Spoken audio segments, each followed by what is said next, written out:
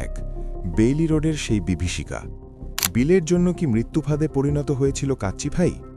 ২, ৪৬ প্রাণ আর একটি electric Katie. Bailey road ট্র্যাজেডির নেপথ্যে আসল সত্য কি? ৩, কাচ্চি ভাই ট্র্যাজেডি। সিআইডির তদন্তে বেরিয়ে এলো চাঞ্চল্যকর তথ্য। বেইলি রোড অগ্নিকাণ্ড নাকি একটি মানবসৃষ্ট মৃত্যু মিছিল? ২০২৪ সালের ২৯ ফেব্রুয়ারি বেইলি রোডের গ্রিন কোজি কটেজ ভবনটি তখন মানুষের আড্ডায় মুখর। কেউ এসেছেন সপরিবারে রাতের খাবার খেতে, কেউ বা বন্ধুদের সাথে আড্ডা দিতে। কিন্তু রাত ৯:৫০ হঠাৎ শুরু হওয়া একটি আগুন মাত্র কয়েক মিনিটে ভবনটিকে নরকে পরিণত করে। ৪৬টি তাজা প্রাণ নিভে যায়, ধোঁয়ায় শ্বাসরুদ্ধ হয়ে। কিন্তু এই মৃত্যুর দায় কার? ২ বছর পর সিআইডির তদন্ত প্রতিবেদনে উঠে এসেছে এমন এক তথ্য যা শুনলে আপনার গায়ের লোম খাড়া হয়ে যাবে। মানুষের জীবনের চেয়ে কি কয়েক টাকার বিল বড় ছিল?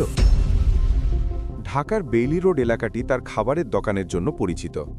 গ্রিন কোজি কটেজ নামে সেই ৮তলা ভবনে ছিল কাচ্চি ভাই, খানাস, পিৎজা ইনের মতো জনপ্রিয় সব রেস্তোরাঁ।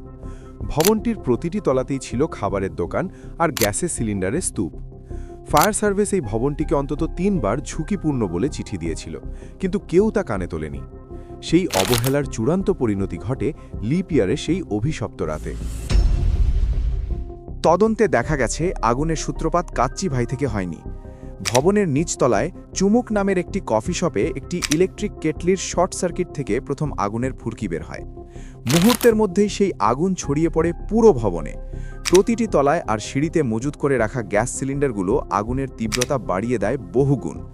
কিন্তু মৃত্যুর সংখ্যা এত বাড়ল কেন? সিআইডির তদন্ত প্রতিবেদনে উঠে এসেছে এক হাড় হিম করা সত্য। আগুন লাগার পর যখন কাচ্চি ভাই রেস্তোরাঁর ভেতরে থাকা গ্রাহকরা বাঁচার জন্য দৌড়ে বের হতে যাচ্ছিলেন, তখন রেস্তোরাঁর ম্যানেজার জিসান এক অবিশ্বাস্য নির্দেশ দেন। তার নির্দেশে রেস্তোরাঁর মূল দরজাটি বাইরে থেকে তালা লাগিয়ে দেওয়া হয়। কেন? যাতে কোনো গ্রাহক বিল না দিয়ে বের হতে না পারে। বাঁচার একমাত্র পথ বন্ধ হয়ে যাওয়ায় অধিকাংশ গ্রাহক ভেতরেই ধোঁয়ায় শ্বাসরুদ্ধ হয়ে প্রাণ হারান। একটি বাণিজ্যিক প্রতিষ্ঠানের এই অমানবিক সিদ্ধান্তই সাধারণ অগ্নিকাণ্ডকে একটি বড় হত্যাকাণ্ডের রূপ দেয়। এই ঘটনায় ভবনের অনিয়মের পাহাড় বেরিয়ে এসেছে। ভবনটি মূলত অফিস হিসেবে ব্যবহারের অনুমোদন থাকলেও সেখানে অবৈধভাবে অনেকগুলো রেস্তোরাঁ চালানো হচ্ছিল। পুরো ভবনে নামার জন্য ছিল মাত্র একটি সরু সিঁড়ি। কোনো জরুরি বহির্গমন পথ বা অগ্নি নির্বাপন ব্যবস্থা ছিল না। রাজুকের ছাড়পত্র ছাড়াই বছরের পর বছর সেখানে বাণিজ্যিক কার্যক্রম চলেছে। রাজুকের তদন্তে সিটি কর্পোরেশন ও ফায়ার সার্ভিসের গাফিলতির কথা বলা হলেও রাজুক নিজের দায় এড়িয়ে গেছে। এই ট্র্যাজেডি কেবল একটি দুর্ঘটনা নয়, এটি আমাদের পুরো সিস্টেমের ব্যর্থতা। কাচ্চি ভাইয়ের মালিক সোহেল সিরাজ আগুনের ঘটনার পর মালয়েশিয়ায় পালিয়ে গিয়েছিলেন। পরবর্তীতে তাকে বিমানবন্দর থেকে গ্রেফতার করা হয়। সিআইডি এই ঘটনায় ভবন মালিক এবং রেস্তোরাঁ সংশ্লিষ্ট ব্যক্তিসহ মোট ২২ জনকে অভিযুক্ত করে চার্জশিট দিয়েছে।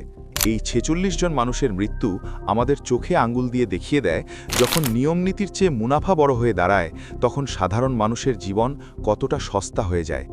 বেইলি রোডের সেই আগুনের শিখা হয়তো নিভে গেছে, কিন্তু নিহতদের পরিবারের আর্তনাদ আজও থামেনি। প্রিয়ন্তী, এশা কিংবা সাংবাদিক বৃষ্টির মতো মেধাবী তরুণদের স্বপ্ন সেদিন ধোঁয়ায় হারিয়ে গেছে। আমরা কি এই ঘটনা থেকে কোনো শিক্ষা নিয়েছি, নাকি আবার কোনো শপিং মল বা রেস্তোরাঁয় একই ঘটনার পুনরাবৃত্তির অপেক্ষায় আছি?